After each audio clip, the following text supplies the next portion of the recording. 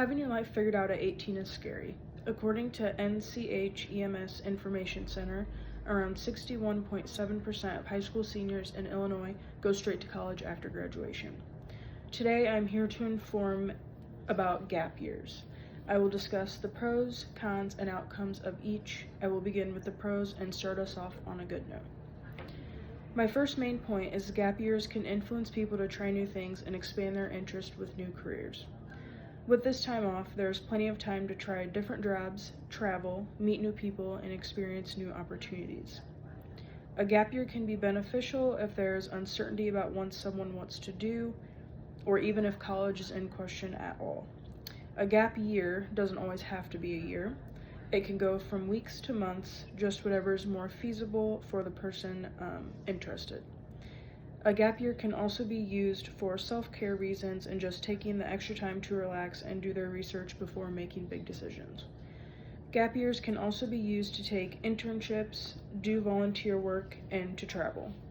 The nice thing about internships is they can be paid or unpaid, and you can do as many as you like to potentially find something that works for you and possibly get a career out of it.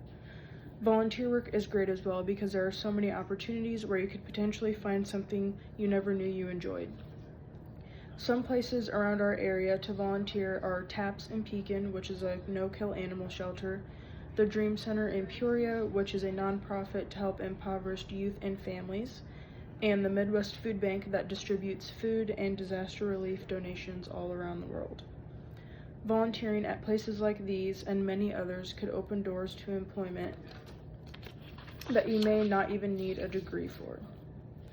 If traveling has ever been something on your mind, a gap year is the perfect time to do so. You can use the year for all work, but it can also be used for play as well. This is the perfect opportunity to go on the road trip you've been thinking about, booking that plane ticket, or backpacking through the mountains. If having a balance of work and play is something important, there are tons of gap year programs that involve traveling. Some examples are Life at Sea, where you and 550 other people live on a boat, learn how to tend to the boat, and learn about living on the water and the wildlife. NOLS Expedition, where you can connect with the outdoors, is another option. You can go to New Zealand, India, East Africa, and many other places. As fun as a gap year sounds and is very beneficial and works out for some, gap years can also be a setback. If you are someone that is already unsure about what you want to do, a gap year might not be the best decision for you. Having the time off may even deter from going back to school or work because the free time can be addicting. No deadlines, no one to report to, and no expectations can sway decision making. I know that I'm not a very motivated person and still struggle to know exactly what I want to do, so that is why it has taken me a few years to even try to do my associates. I preferred to work during my time off, but never really gave a lot of thought into what I really wanted to do.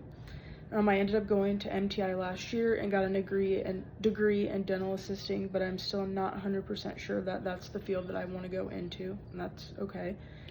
This has left me feeling very behind everyone I graduated with, but I keep telling myself everyone goes at their own pace and there is no timeline.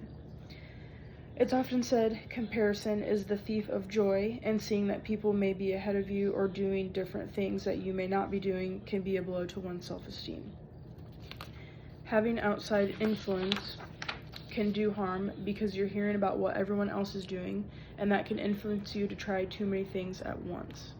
I struggled a lot with wanting to pursue something just because my friend was doing it, and that caused me to lose a sense of my own self.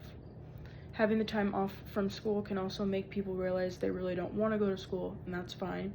School is not for everyone. Based on all this information, you can decide whether a gap year would be beneficial or not.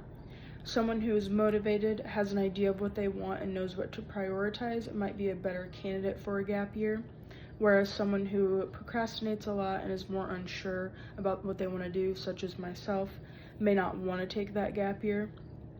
Sometimes it is easier just to go in head on and find out what will work best in the end, but this is up to the individual. After discussing the pros and cons of taking a gap year, what would be the best decision for you? Hopefully this speech has given clarity, so maybe you can help someone in your life or yourself to make that decision.